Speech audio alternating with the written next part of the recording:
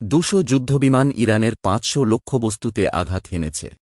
Israeli সেনাবাহিনী জানিয়েছে, প্রায় 200টি যুদ্ধবিমান ইরানের পশ্চিম ও মধ্যাঞ্চলে অবস্থিত ইরানি ক্ষেপণাস্ত্র এবং আকাশ প্রতিরক্ষা ব্যবস্থায় আঘাত হেনেছে। তারা এই অভিযানকে ইসরায়েলের বিমান বাহিনীর ইতিহাসের বৃহত্তম সামরিক অভিযান হিসেবে বর্ণনা করেছে। ইসরায়েলি সেনাবাহিনী জানিয়েছে, যুদ্ধবিমানগুলো ইরানের বেশ কয়েকটি স্থানে প্রায় 500টি লক্ষ্যবস্তুতে হামলা চালায়। হরমুজ প্রণালী বন্ধ করে দিচ্ছে ইরান।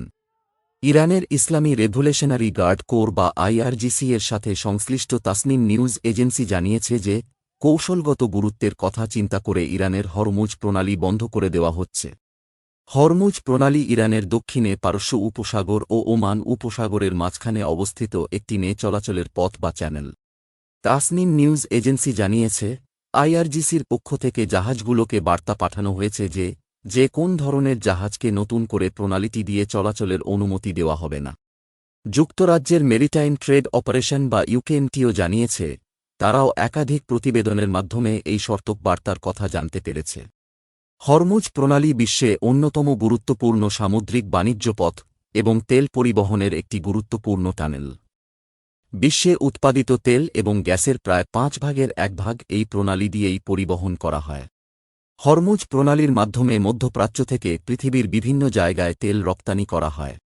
ইরানে হামলায় নিহত 201, আহত 747। ইরানে যুক্তরাষ্ট্র ও ইসরায়েলের হামলায় 201 জন নিহত হয়েছে বলে জানিয়েছে ইরানের রেড ক্রিসেন্ট। ইরানের মেহের নিউজকে ইরানের রেড ক্রিসেন্টের মুখপাত্র বলেন, ইসরায়েল ও যুক্তরাষ্ট্র ইরানের 32টি প্রদেশের মধ্যে 24টি প্রদেশে হামলা চালিয়েছে। এতে অন্তত 201 জন নিহত ও 747 জন আহত হয়েছে। রেড ক্রিসেন্টের ওই মুখপাত্র আরও বলেন, রেড ক্রিসেন্টের 220টিরও বেশি দল হামলার স্থানগুলোতে উদ্ধার তৎপরতা চালিয়ে যাচ্ছে।